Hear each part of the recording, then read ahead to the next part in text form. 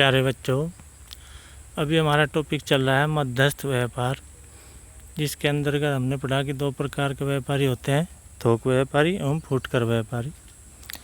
फिर हम फुटकर व्यापारी में पढ़ रहे हैं बड़े पैमाने वाले फुटकर व्यापारी, जिसमें हमने नंबर 1 पर पढ़ा विभागीय भंडार, नंबर 2 पर पढ़ा बहुसंख्यक दुकानें, नंबर 3 पर पढ़ा डाक द्वारा व्यापार, नंबर 4 पर पढ़ा था सुपर बाजार।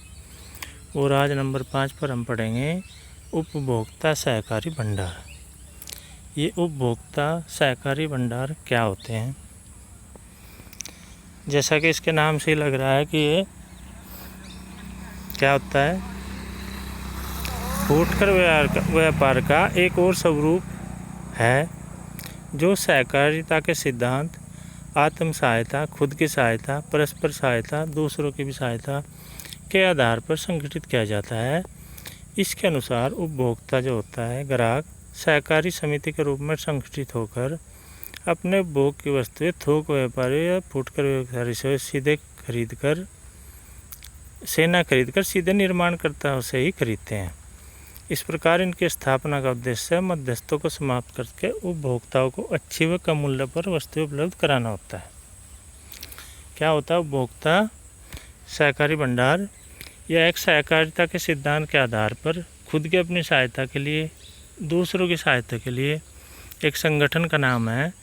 जो मध्यस्थ व्यापारी हैं, थोक व्यापारी, फुटकर व्यापारी, उनसे खरीदारी न करके सीधे निर्माणकर्ताओं या कंपनी से ही माल को खरीदते हैं।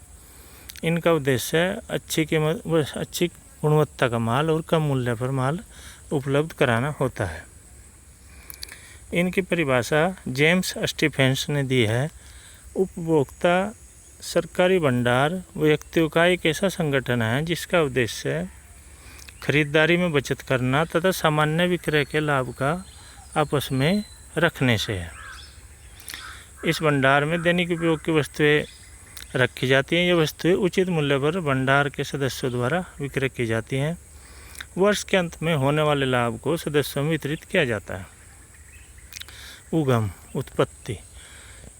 उपभोक्ता सहकारी भंडार की उत्पत्ति सन 1811 में इंग्लैंड में हुई थी तथा भारत में पहला उपभोक्ता सहकारी भंडार 1904 में मद्रास में खोला गया। उपभोक्ता सहकारी भंडार की विशेषता। उपभोक्ता सहकारी भंडार की विशेषता या लक्षण क्या है? नंबर 1 स्थापना। इनकी स्थापना सहकारिता के सिद्धांत के आधार पर की जाती है। दूसरा, इनका संचालन लोकतंत्रीय आधार पर स्वयं उपभोक्ताओं द्वारा किया जाता है। सदस्यता। कोई भी व्यक्ति इन संस्थाओं का सदस्य बन सकता है तथा वह कभी भी सदस्यता को छोड़ भी सकता है। पूंजी। इनकी पूंजी कम मूल्य के अंशों में व्यक्त होती है। उद्देश्य। इन भंडारों का उद्देश्य अपने सदस्यों को कम कीमत पर शुद्ध वस्तुएं उपलब्ध कराना होता है। लाभांश। सदस्यों को उनके भाग द्वारा दी गई पूंजी पर ब्याज के रूप में लाभांश भी दिया जाता है। प्रबंध एवं नियंत्रण में अधिकार। प्रबंध एवं नियंत्रण में सभी सदस्यों का समान अधिकार होता है। इसका कोई एक विशेष स्वामी नहीं होता। अंशों का भुगतान। सदस्यों द्वारा क्रय किए गए अंशों का भुगतान किस्तों में किया जाता है। मताधिकार। किसी भी सदस्य ने कितने ही अंश क्रय किए हों, उसे केवल एक ही मत देने का अधिकार होता है। शुद्ध एवं सस्ती वस्तुएं। सदस्यों को आवश्यक वस्तुएं शुद्ध व सस्ती प्राप्त होती हैं। नगद क्रय विक्रय। इसके द्वारा माल का क्रय विक्रय नगद किया जाता है। लाभ का वितरण। कुल लाभ का निश्चित प्रतिशत, सामान्यतः 25% भी हो सकता है, कुछ और भी हो सकता है, जनरली 25% होता है। संचित कोष में स्थानांतरित करना आवश्यक होता है। शेष लाभों को सदस्यों में उनके योगदान के आधार पर बांटा जाता है। मध्यस्थों का उन्मूलन, समापन। इस पद्धति में मध्यस्थों की समाप्ति हो जाती है क्योंकि ये सीधे कंपनी मालिकों से माल खरीदा जाता है। उपभोक्ता सहकारी भंडार के लाभ। इसके निम्नलिखित लाभ हैं। नंबर 1, अच्छी किस्म की सस्ती वस्तुएं।